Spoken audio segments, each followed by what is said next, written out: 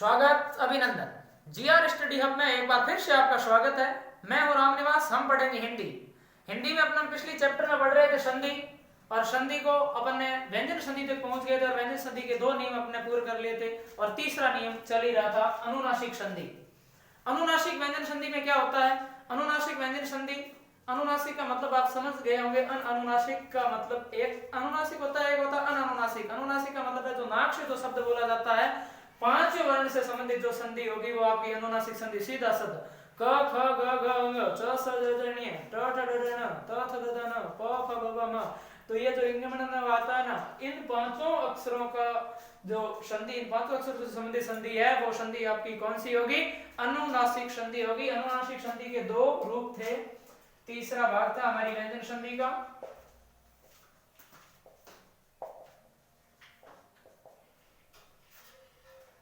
इस व्यंजन संधि को अपन देखते हैं, जिसमें ये व्यंजन संधि हमें क्या कहती है कि व्यंजन संधि के जो 2 रूप पढ़े थे। सबसे पहले मैं आपको बता दूं कि इस कक्षा को अगर आपने अभी तक लाइक नहीं किया तो लाइक कीजिए, शेयर कीजिए, इसको सब्सक्राइब कीजिए, कमेंट कीजिए, अपने दोस्तों को शेयर कीजिए, इसको जितना फैलाना है फैला दीजिए, क्योंकि ज्ञान हमेशा फैलाने से बढ़ता है। विद्या ददाति विनयम विनयादयाति पात्रताम पात्रत्वात् धनात् प्रवृत्ति धनात् धर्म तत्सुखम। विद्या है वो विनयता प्रदान करती है, और विद्या धन हमेशा खर्च करने से बढ़ता है। ज्यों-ज्यों खर्चेगा त्यों-त्यों बढ़ेगा। ये किस भंडार की बात है? सरस्वती के भंडार की बड़ी अपूर्व बात। ज्यों खर्चे त्यों बढ़े और बिन खर्चे घट जा। यानी कि सरस्वती का भंडार यानी कि विद्या, शिक्षा, ज्ञान, बुद्धि कब बढ़ेगी? जब आप ज्ञान को एक दूसरे को दोगे, हर छोटी से छोटी चीज से सीखोगे, हर नई चीज को ग्रहण करने की आपकी क्षमता होगी, किसी भी नई चीज को आप जीवन में उतारोगे। जीवन में उतारने का मतलब ये नहीं है कि भाई बस पानी की बोतल है और उसको गले से होते हुए अंदर उतार लिया, या फिर वो इस बार कोरोना वाला चल रहा है, कोरोना का टेस्ट करने के लिए नली गले में उतार ली, कोरोना को हमने जीवन में उतार लिया। अरे वो जीवन में उतारना नहीं होता। जीवन में उतारने का मतलब होता है उस नक्शे कदम पर चलना, उस पथ पर चलना, उस राह पर चलना, एक राहगीर बनते हुए चलना, जिसको अपनी मंजिल चाहिए, जिसको अपना लक्ष्य चाहिए, जिसको अपना एम पूरा करना है। तो अपन, मैं यही बात कर रहा था, आप इस कक्षा को ज्यादा से ज्यादा शेयर कीजिए, अपने एम को भी पूरा कीजिए, अपने दोस्तों के एम को भी पूरा करवाइए, और लक्ष्य भेदन में अर्जुन सरीखे होकर के इस भवसागर से तर जाइए। चलो पढ़ते हैं व्यंजन संधि। व्यंजन संधि का जो तीसरा रूप था वो था अनुनासिक संधि। कौन सी संधि? अनुनासिक संधि। और अनुनासिक संधि के 2 रूप, जिसमें पहला था अपना पूर्व सवर्ण संधि। कौन सी संधि? पूर्व सवर्ण संधि। पूर्व सवर्ण संधि में क्या होगा? क च ट त द प, ये द एक साथ में, बाकी सब पहले वर्णी है, 5 वर्ग के, ठीक है। और उसके बाद में किसी भी वर्ग का 5वां, किसी भी वर्ग का 5वां वर्ण आ जाए, जिसे 5वें वर्ण को एक नाम देते हैं अपन पंचमाक्षर। पंचम अक्षर, 5वां अक्षर, पंचम संस्कृत शब्द है, संस्कृत शब्द। अब इसमें क्या होगा? जब 5वां वर्ण आएगा तो क के स्थान पर इसी वर्ग का 5वां हो जाता है, उसी वर्ग का 5वां। अगर ये कोई भी 5वां वर्ण आ जाए तो जब संधि होगी तो उसी वर्ग का 5वां हो जाएगा। क का 5वां होता है अंग, च का होता है ण्य, ट का होता है न, और त का होता है न, द का वही भूत वर्ग का है तो न, और प का हो जाएगा म। यह कौन सी संधि हो जाएगी? आपकी अनुनासिक की पूर्व सवर्ण संधि। और इसके अपन उदाहरण लेते हैं। उदाहरण में जैसे अपन ने ले लिया वाक धनमय। मैं 5वां अक्षर है क वर्ग का, किसी भी वर्ग का पूछा था, क के सामने है तो क का क्या हो जाएगा? ये वाम है। दिक धन नाक, तो वही दिनाक। और दिक धन नाक, नाक के ऊपर बिंदी होती तो क्या हो जाता? दिनांक हो जाता। अब इसमें ये अपनी पूर्व सवर्ण संधि अपन पढ़ रहे हैं, जिसमें वाम दिनांक, और भी इसके उदाहरण हो सकते हैं, जैसे कि उन्मुख, उन्मुख किससे संबंधित होगा? ये अपना उन्मुख है,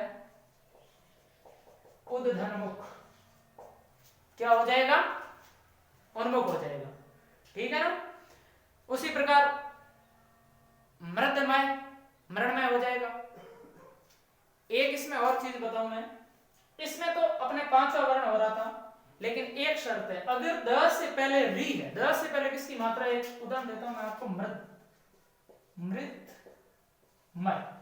अब इस द से पहले री की मात्रा है, मतलब इसकी जगह क्या हो जाएगा? मृणमय हो जाएगा। ये चीज थोड़ी ध्यान रखने से, दो तीन उदाहरण है, एक मृदमय है, एक उसमें और री की मात्रा है जिसमें मतलब अपना ये जो साथ में मय शब्द जुड़ा हुआ है, तो उसमें क्या हो जाएगा?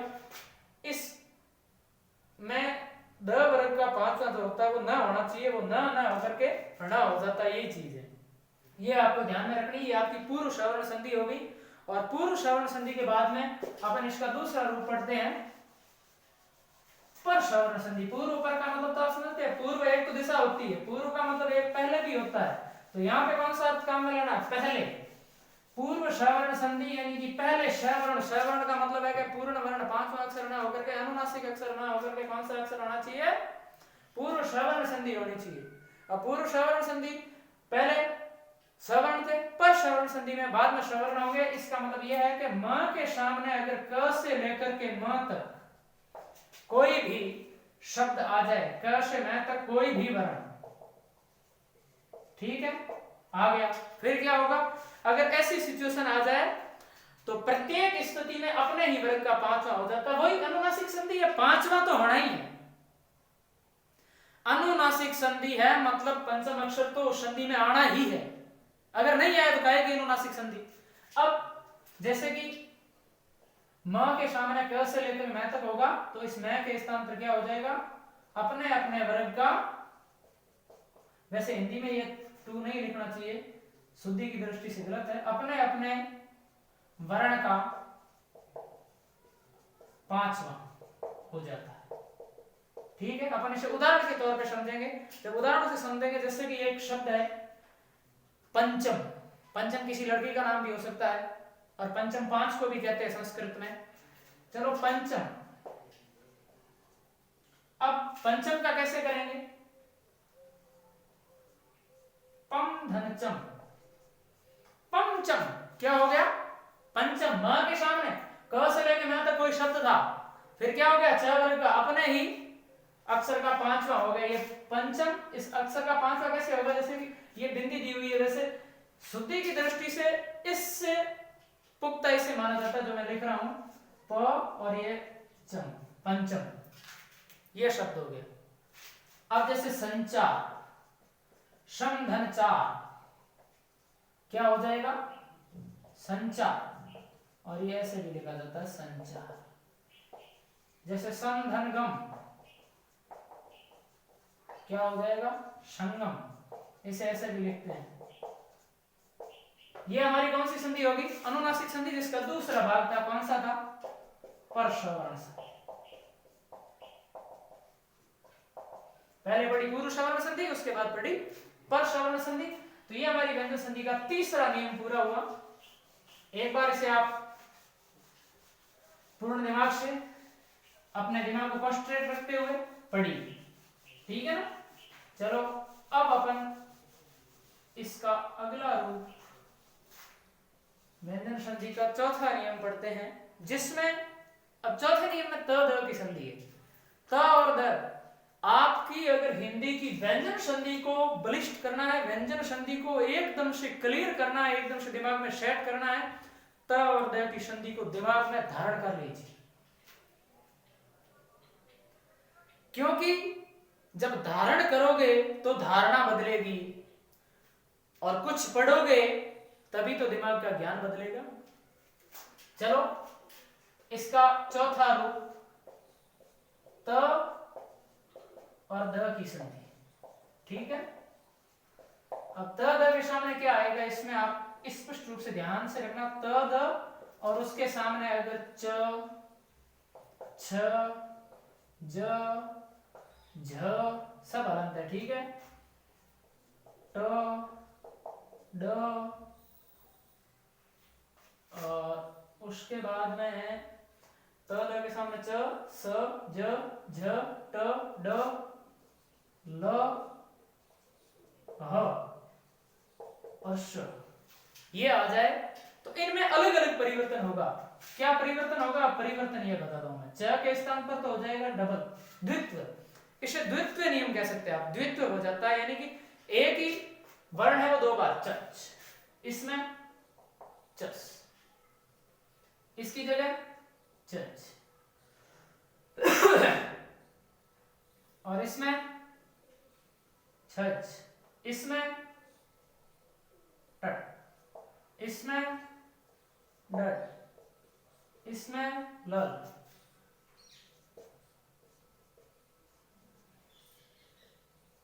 बाकी तो सब सीख नहीं रहे, मैं तीरों से दर्शा रहा हूं, आप इसको ध्यान से देख लेना। ह के स्थान पर हो जाएगा दर्द और श के स्थान पर वापस वही चस। इन दोनों में समानता है, आप देख सकते हैं चस चस दोनों में। थोड़ा ध्यान रखना, सत्शास्त्र जैसे होगा तो सत्शास्त्र हो जाएगा ऐसे, ठीक है।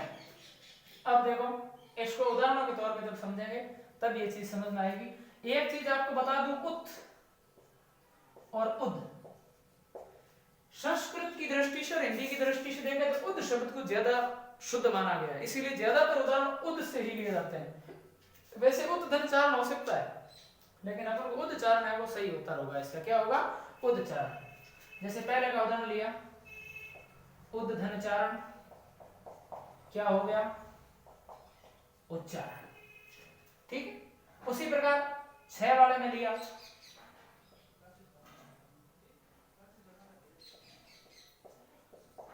उद्धन छेद, क्या हो जाएगा? उच्छेद, ठीक है। उसी प्रकार जय में लिया उद्धन ज्वल, क्या हो जाएगा? उज्ज्वल। ये उज्ज्वल में दोनों जय आते होते हैं, ध्यान रखना। ये शुद्ध शब्द, शुद्धि का, ये शब्दों के साथ शुद्धि का थोड़ा ध्यान रखना, ठीक है ना। उद्धन ज्वल आपके हो गया उज्ज्वल। तीसरा अपना उदाहरण था जो था जय के लिए महत धन झंकार, क्या हो जाएगा? महत झंकार। इन 4 उदाहरणों को, इसके बाद अपन अगली बात देखते हैं ट के लिए। जब उद्धन ड वाला देख लेते पहले, नहीं, क्या हो जाएगा? उड्डयन, क्या हो जाएगा? उड्डयन। उसी प्रकार जैसे कि तत् धन टीका, क्या हो जाएगा? तट्टिका। ज्यादा शुद्ध है तट्टिका, ठीक है। और इसका अगला उदाहरण जैसे ल वाला था, तो ल वाले में तत् धन लीन, तल्लीन।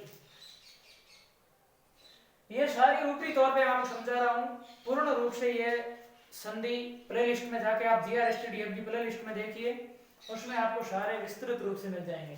तत् धन लीन, तल्लीन। अब जैसे उद्धन हार, क्या हो जाएगा? उद्धार। उद्धन रित, उद्धृत। बहुत सारे उदाहरण हो सकते हैं, लेकिन इसमें यही है च से, जैसे अपन ने देखा ध के सामने च आया, डबल च हो गया। ध के सामने छ आया, चस हो गया। ध के सामने ज आया, डबल ज हो गया। और अ के सामने, सॉरी, त के सामने वापस ज आया तो वो जज हो गया। और उद्दयन, उड्डयन हो गया। त के सामने ट आया, डबल हो गया। त के सामने ल आया, वापस डबल हो गया। द के सामने आया तो उदद हो गया। उसी प्रकार इसका अंतिम उदाहरण शत धन शास्त्र, तो क्या हो गया? शास्त्र। वो सही इसमें बदल दिया, ठीक है ना। ये हमारी व्यंजन संधि का चौथा उदाहरण, त द की संधि जिसे हम बोलते हैं। एक बार चाहो तो इसका स्क्रीनशॉट ले सकते हो।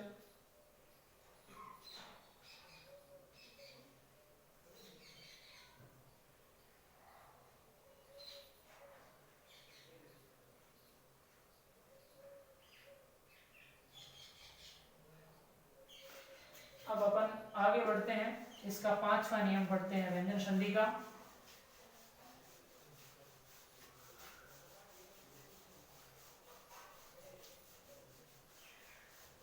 संधि कई प्रकार की होती है। जोड़ों की संधि,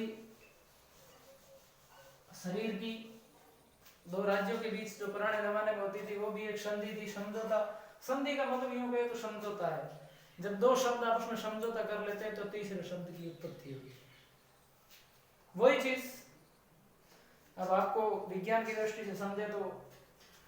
और अब अपन व्यंजन संधि का 5वां नियम पढ़ेंगे, चागम संधि।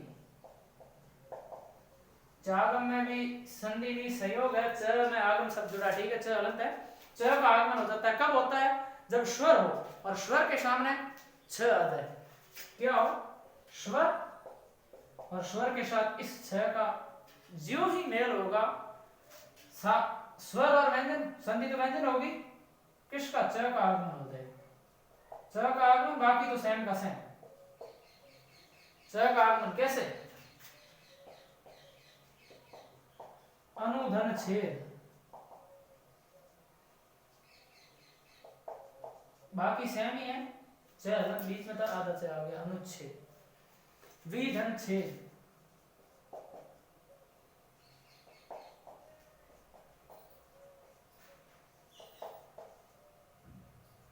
विच्छेद। और जैसे आधन छादन, आच्छादन। च आगमन, च का आगमन हो जाता, सबसे सरल संधि है। बस इस दिमाग में कॉन्सेंट्रेट करके इसको फिट कर लीजिए क्या, कि स्वर संधि ना होकर के ये व्यंजन संधि अपन पढ़ रहे हैं, तो स्वर के सामने जब स हो, कौन सा? छ सत्री, उस वक्त छ सत्री, छ साता, छ सेद, छ साधन, छ सठ, छ छ, इन शब्दों का जब मेल होगा तो बीच में आधा च आएगा। अगर आगे आधा शब्द और है तो वो जो भी होगा, दोनों शब्द सेम लिख दो, बीच में च का आगमन। अनुच्छेद, विच्छेद, आच्छादन, ये हमारी च आगम संधि पूरी हुई। और इसका अपन आगे छठा नियम पढ़ते हैं व्यंजन संधि का। छठे नियम में अहन शब्द होता है, एक आपने शब्द पढ़ा होगा अहन। उस अहन शब्द की संधि होती है, उसमें भी दो नियम है। जब वो र के साथ जुड़ता है तो अलग क्रिया करता है, र के अलावा अलग करता है। अहन, ये शब्द है अहन, और इसमें र जुड़ा, ये हमारा छठा नियम है। ठीक है, अहन के साथ र जुड़ेगा तब तो ये हो जाएगा अहो। ठीक है, और अगर इसी अहन में र के अलावा कोई जुड़ा, र के अलावा कोई भी शब्द इसमें जुड़ा, तब क्या होगा?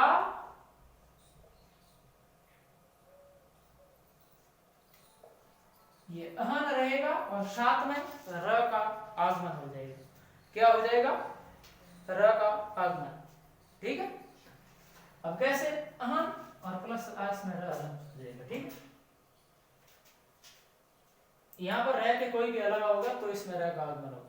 यहाँ र के अलावा इस चीज को, र के सिवाय, इसको ध्यान में रखें। अब जैसे इसका उदाहरण लेते हैं ऊपर वाले का, अहन धन रात्रि, क्या हो जाएगा? अहोरात्र। नियम वही, कहीं पे जाओगे अक्षी, टूटेगा अक्षी और रात्रि बनेगा, जुड़ेगा अक्ष और रात्र हो जाएगा। वैसे शब्द एक निशा में भी होता है, निशा, टूटेगी निशा, जुड़ेगा निश, निश, सॉरी निश नहीं, निश, नी छोटी। अहन, अंदर जोड़ दिया रूप, अहो रूप। अहो रूप मतलब बहुत सुंदर रूप होगा। अहो क्या रूप है ना, अहो रूप। अब इसका जैसे दूसरा वाला भाग, अहन और र के अलावा, जैसे अहन धन निशा, क्या हो जाएगा? अह, वो न हट गया, इसमें से न क्या होगा? हट जाएगा, और र का आगमन होगा, अहर्निश, आदि हर्निश। अहन मुख, क्या हो जाएगा? कौन सी संधि है हमारी? व्यंजन संधि का छठा नियम।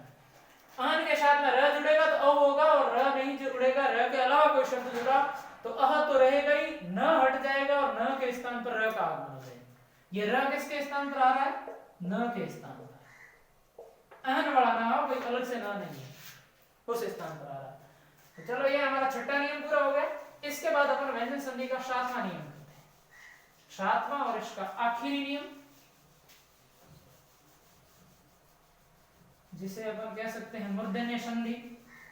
मूर्धन्य क्यों है? क्योंकि उसके अंदर मूर्धन्य वर्णों का आगमन होता होगा। ये तो सीधी बात है, जब संधि पढ़ रहे हैं और उसमें ऐसे चीज आ जाए ना, जैसे कोई मूर्धन्य आ जाए और कोई शब्द आ जाए, तो इसका मतलब यही है कि उसमें उससे संबंधित अनुनासिक आया, मतलब पांचवा वर्ण होगा, सॉलिड बात। उसके अलावा और भी चीज होती है, जैसे मूर्धन्य शब्द आया मतलब होगा मुर्दा से बोलने वाले शब्द वो होंगे, विसर्ग है तो विसर्ग होगा, व्यंजन है तो व्यंजन होगा, स्वर है तो स्वर होगा, दीर्घ स्वर है तो दीर्घ स्वर होगा।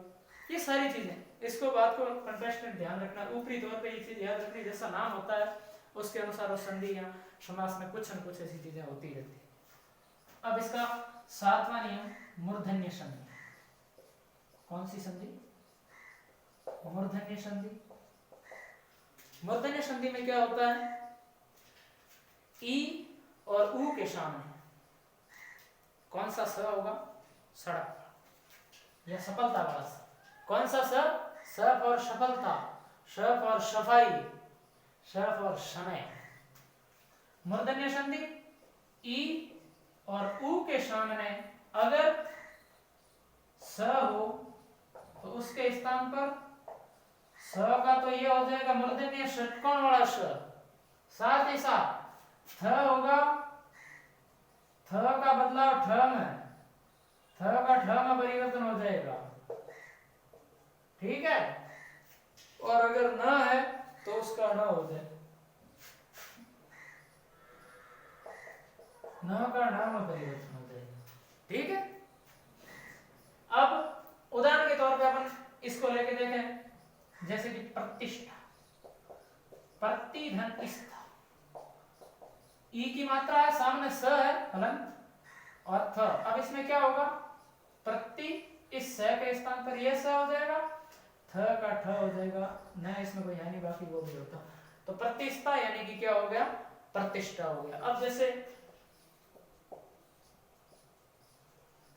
अनुधन संधि, क्या होगा? अनु स के स्थान पर ये और अनुसंधि, उसमें दूसरा कोई ना तो था और ना न था, तो कोई और परिवर्तन हुआ नहीं। उसी प्रकार सद परिषद, जैसे कि परिधनषद, उसके स्थान पर क्या हो जाएगा? परिषद, ठीक है। तो यह हमारी प्रतिष्ठा, अनुषंगी और परिषद, ठीक है। कौन सी संधि थी? मूर्धन्य संधि, व्यंजन संधि का अंतिम रूप। और इसके कुछ और उदाहरण भी मिलते हैं, जैसे एक सृष्टि शब्द होता है। अब ये सृष्टि शब्द है, इसका क्या होता है? सृष धन ती होता है, ठीक है। और ये वापस उसी में बदल जाता है सृष्टि। ये भी स का परिवर्तन, इसमें स के सामने त होता है। एक दो उदाहरण और हो सकते हैं। तो ये हमारे यहाँ पर व्यंजन संधि पूर्ण होती है। और व्यंजन संधि जो पूर्ण होती है, यानी कि हमारी हिंदी की दो संधियां अपन ने पूर्ण कर ली, और हिंदी की तीसरी और आखिरी संधि और महत्वपूर्ण संधि, जहां से सवाल भी आते हैं और वो सवाल हमें कई बार मार्क भी दे जाते हैं। लेकिन इस बार हमने कुछ ऐसा किया है, इस बार हमने कुछ ऐसी रणनीति बनाई है कि इस बार हम धराशायी न होकर के विसर्ग संधि धराशायी होगी और हम फतेह का झंडा लहराएंगे। अपन पढ़ते हैं विसर्ग संधि, और विसर्ग संधि का पहला रूप, ये हमारी विसर्ग संधि। और विसर्ग संधि का जो पहला रूप है वो है, विसर्ग संधि में क्या होगा वो आपको पता है, ये विसर्ग के साथ स्वर या व्यंजन का मेल होगा। सत्व विसर्ग संधि, कौन सी संधि? सत्व विसर्ग संधि। अब सत्व विसर्ग संधि में क्या होगा, विसर्ग के बाद में अलग अलग तालव्य वर्ण आएंगे, मूर्धन्य वर्ण आएंगे और दंत्य वर्ण आएंगे, और उनका उन्हीं वर्णों के अनुसार परिवर्तन हो जाएगा। जैसे अब सत्व विसर्ग संधि में मैं आपको बताऊं, विसर्ग है और विसर्ग के बाद अगर च, छ और ये स आ जाए, ठीक है, या आ जाए आपका ट, ठ और ये वाला श आ जाए, और या आ जाए त, थ और ये वाला स। उस सिचुएशन में क्या होगा, उस परिस्थिति में यह होगा कि विसर्ग के स्थान पर हमेशा किसका, अपने ही वर्ग के स का आगमन हो जाएगा। मतलब जो बोलने के आधार पे, ठीक है ना, इसके स्थान पे क्या हो जाएगा, ये विसर्ग का ये बन जाएगा, इसमें तो ये हो जाएगा, और इस पूरे डब्बे के लिए ये पूरे प्रश्न की बात हो रही है, इसमें ये हो जाएगा और इसकी जगह पर ये। जैसे पहला उदाहरण के तौर पे हम समझेंगे तो पूरी चीज समझ में आएगी। मन धन चिकित्सा क्या हो जाएगा,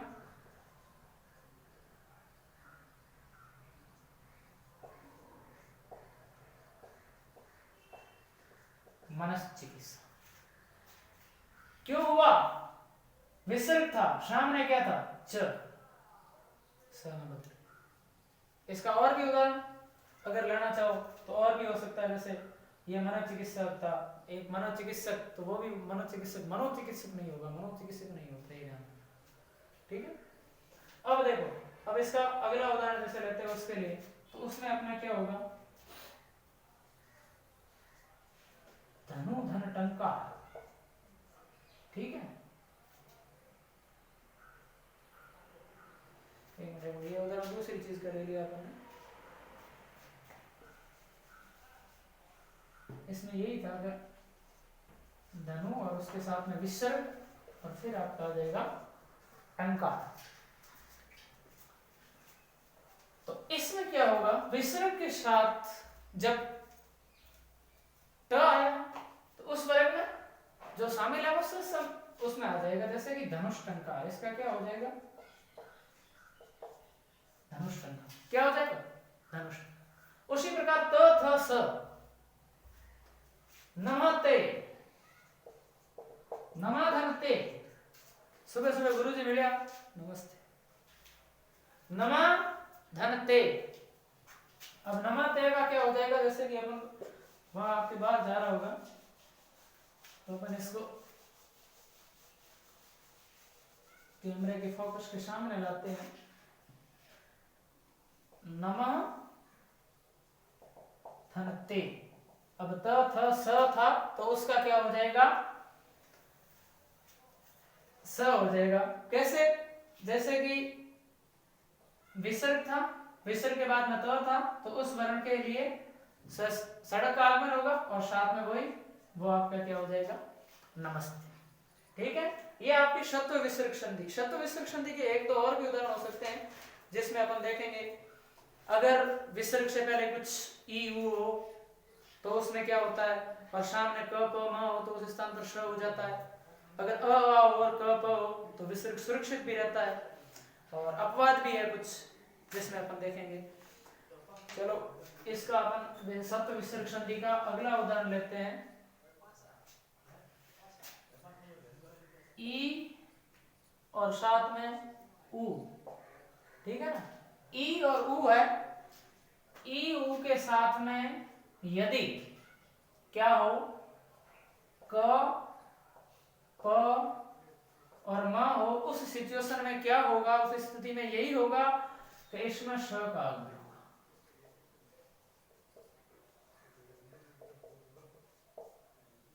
स का आगमन किसका, कौन सा स, मूर्धन्य षटकोण वाला स।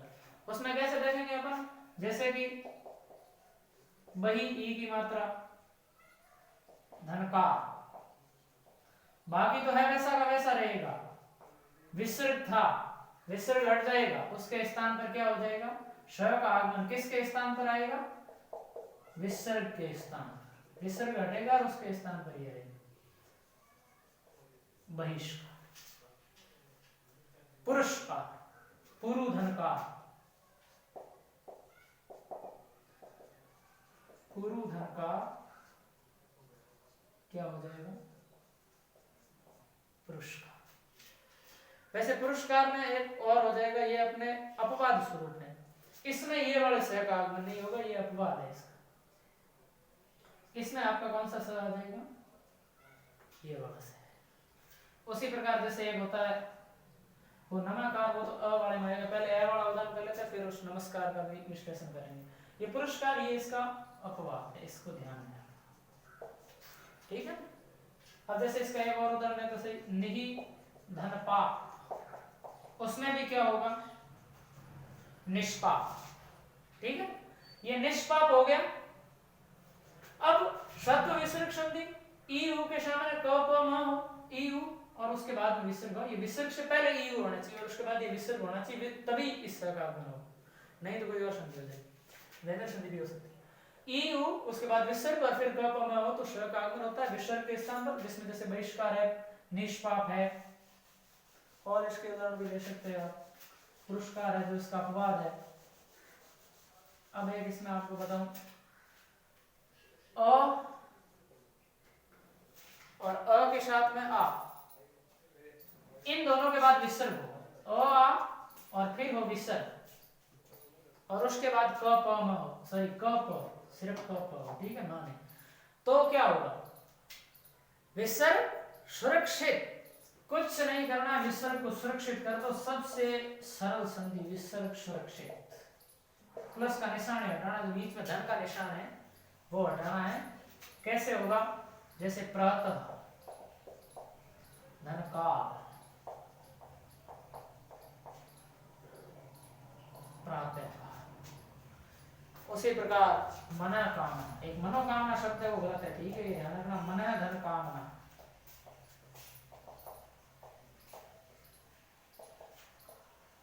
मन, ओके। अब देखो प्रातः काल, मना कामना, और इसमें जैसे अपने हो जाता है तत्पूत, तत् धनपूत, तो क्या हो जाएगा? तत्पूत, और वही चीज विसर्ग वापस से सुरक्षित रह जाएगी। तो अ और आ, उसके बाद विसर्ग, और उसके साथ में अगर क प का संगम होता है तो क्या होगा? विसर्ग सुरक्षित रहेगा। सिर्फ धन का निशान हटाना है और आप उसको लिख दीजिए, क्या होगा? ये आपकी संधि हो जाएगी। अब इस संधि का अगला रूप हम देखते हैं, और इसका एक अपवाद, नमाधन का क्या होना चाहिए? विसर्ग सुरक्षित रहना चाहिए। क्यों रहना चाहिए? अ है पहले और बाद में विसर्ग है, फिर का है, लेकिन नहीं है। ये तो कहता ना तो नमस्कार होगा, तो बोले भाई नमस्कार। बस कुछ एक उदाहरण है विशिष्ट जिनको आपको याद रखना है। वैसे ज्यादा जो विवादित सवाल होते हैं विभाग वो भी नहीं पूछना चाहता। क्यों नहीं पूछना चाहता? कारण यही है कि वो इसलिए नहीं पूछना चाहता क्योंकि भर्ती वैसे भी लेट हो रही है, स्टूडेंट वैसे भी दबाव बना रहे हैं, बेरोजगार संघ दबाव बना रहा है, उनको उचित समय पे भर्ती को करवाना है। अब नहीं करवाना होता ना कि भाई इस भर्ती को तो लटकाना है, तो ऐसे सवाल आ सकते हैं, और ऐसे आते हैं तो वो कोर्ट में जाते हैं, कोई टेंशन नहीं, वो उसका फायदा सबको मिलेगा, आप टेंशन ना लें। आपको जो नियम है उस नियम पे आपको चलना है, जो पथ है उस पथ पे तो आपको चलना है, उजड़ नहीं। उजड़ डाला तो कांटा पड़े। अब हमारी शब्द विसर्ग संधि यहां पर पूर्ण होती है। शब्द विसर्ग संधि के बाद में इसका दूसरा रूप पढ़ेंगे अपन। विसर्ग संधि का दूसरा रूप है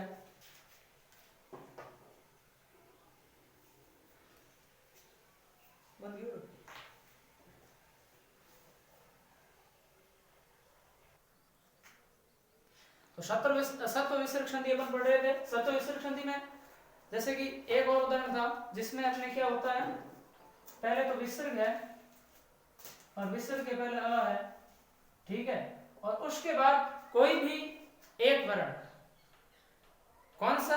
अ के अलावा कोई भी एक स्वर होगा, अगर अ के अलावा स्वर आना चाहिए, ठीक है, ए के सिवाय अगर कोई स्वर है, उस स्थिति में क्या होगा, विसर्ग गायब हो जाएगा या विलुप्त हो जाएगा।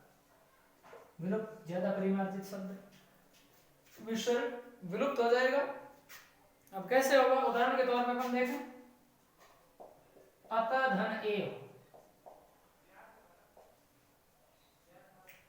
अतः, ठीक है। उसी प्रकार इसका दूसरा उदाहरण, यस धन इच्छा,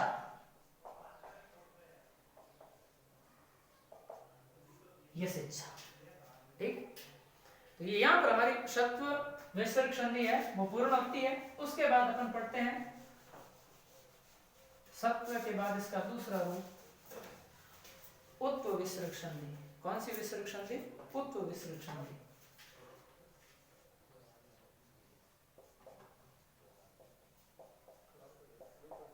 विसर्ग संधि में एक बात आप ध्यान में रखना, विसर्ग संधि ज्यादातर व्यंजन के साथ ना होकर के स्वरों के साथ ज्यादा होती है, और स्वरों का ही इसमें जो तालमेल होता है वो अगर सही से एडजस्ट हो जाए तो विसर्ग संधि कल्याण कर देती है, और थोड़ा बहुत स्वर इधर उधर हो जाए तो कल्याण की जगह वो और भी कुछ कर सकती है, वो दूसरे वाला कल्याण भी करना जानती है, बिल्कुल कल्याण कर देती है। तो अपन उत्व विसर्ग संधि पढ़ रहे हैं। उत्व विसर्ग संधि में क्या होता है, विसर्ग हो, पहले अ के बाद में विसर्ग, और उसके बाद में स्वर, सभी स्वर, एक नहीं, सभी स्वर, य, र, ल, व, और उसके साथ में ह, और इनके अलावा घोष स्वर। यह हो तो उस स्थिति में विसर्ग का क्या होगा कि जब अ घोष वर्ण, इसमें सभी स्वर नहीं होंगे, वहां फिर इसमें ये होगा अ होगा, केवल अ स्वर। सभी स्वर अपने जो रुत्व संधि होती है उस रुत्व संधि में सभी स्वरों का मामला होगा। उसमें क्या होगा, अ का तो क्या हो जाएगा, इसमें लोप हो जाएगा, अ के स्थान पर ओ हो जाएगा। क्या हो जाएगा, ओ। अब कैसे, जैसे अपन एक उदाहरण लेते हैं, मन धन हर, विसर्ग से पहले अ है, उसके बाद ह है, ये रहा, तो क्या होगा उस स्थिति में, विसर्ग और अ इन दोनों का क्या होगा, विसर्ग व अ का लोप और ओ का आगमन, ठीक है। अब ओ का आगमन होगा मन धन हर, क्या हो जाएगा हमारा, मनोहर, मन धन हर यानी कि मनोहर। इसका और उदाहरण लेते हैं, जैसे मन अभिलाषा होता है, मनोभिलाषा होता है, मन धन अभिलाषा, क्या हो जाएगा, मनोअभिलाषा। वही अ है सामने विसर्ग के बाद, विसर्ग से पहले भी अ है, उस स्थिति में अ का लोप होगा और ओ का आगमन हो जाएगा, पहले वाले अ का लोप होगा, बाद वाले का नहीं। ये एक चीज और ध्यान रखना। और अगर इसमें वैसे यहाँ पे जैसे अ दोनों देखे तो दोनों वाले अ गए थे, मनोअभिलाषा हो गया, कहाँ गया पता नहीं। मनोदशा होती है जैसे मन धन दशा, अब यह मन और दशा यानी कि घोषवर्ण यद आ गया, क्या हो जाएगा, मनोदशा। तो ये सारी चीजें अपने उत्व विसर्ग संधि में आती है। उत्व विसर्ग संधि का मतलब यही है कि अ के साथ में अ, य, र, ल, व और सभी घोष स्वर आ जाए, उस स्थिति में क्या होगा, उस स्थिति में यही होगा कि विसर्ग से पहले अ है वो गायब हो जाएगा और ओ का आगमन होगा। इसका और उदाहरण अपन अगर ले सकते हैं तो जैसे सर धन ज, तो क्या होगा, वही सरोज, ओ का आगमन होगा, विसर्ग गायब, अ गायब हो जाएगा। यह हमारी कौन सी संधि होगी, उत्व विसर्ग संधि होगी। उत्व विसर्ग संधि के बाद में विसर्ग संधि का एक रूप बचा है और वो अंतिम रूप है, हमारी संधि का भी अंतिम रूप है, और यहाँ पर हम संधि का समापन भी करेंगे। तो संधि समापन से पहले इसका अंतिम रूप बोले तो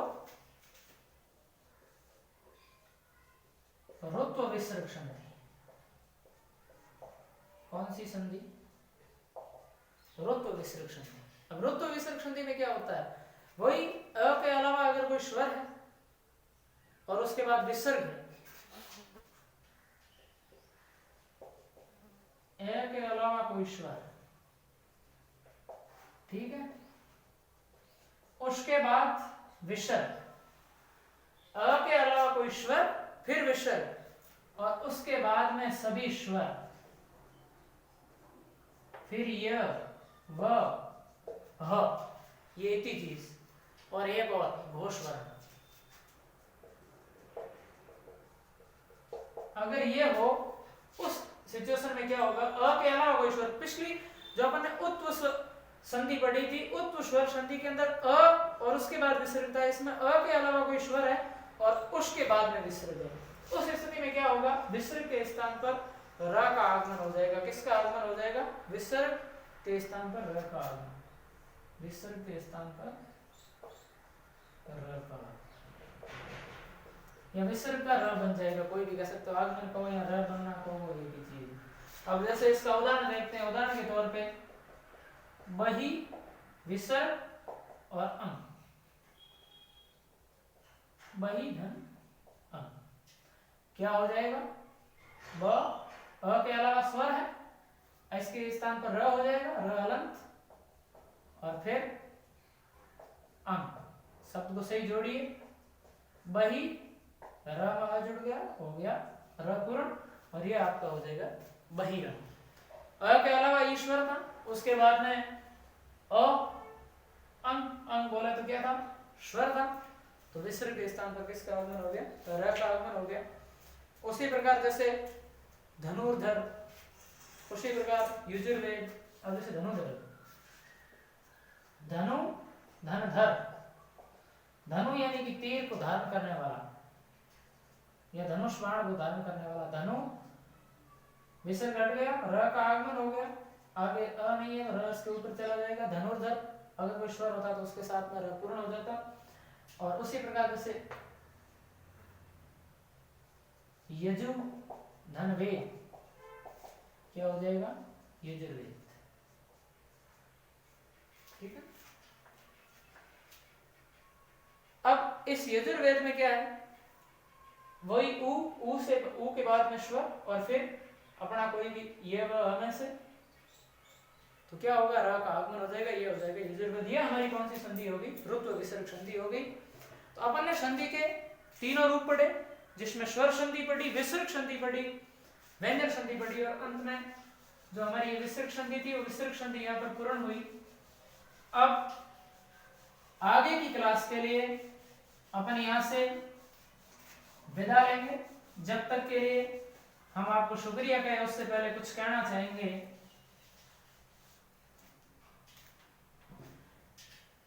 इस कक्षा को ज्यादा से ज्यादा शेयर, सब्सक्राइब और जितना हो सके खुद को लाभान्वित करें, अपने मित्रों को लाभान्वित कराएं, और आगे जो रीट की वैकेंसी आ रही है, उस रीट की वैकेंसी के लिए खुद को पूर्ण रूप से तैयार कर दें, और पूर्ण रूप से तैयार करके संधि को पढ़ के, हिंदी को पढ़ के, अपने सामान्य ज्ञान को पढ़ के, अपनी साइकोलॉजी को पढ़ के, अपने विषयों को पढ़ के, और पूर्ण तैयारी के साथ, पूर्ण मनोयोग के साथ आपको एग्जाम हॉल में बैठना है, जिससे आपको सफलता हासिल हो सके। तब तक के लिए शुक्रिया, फिर मिलते हैं, धन्यवाद।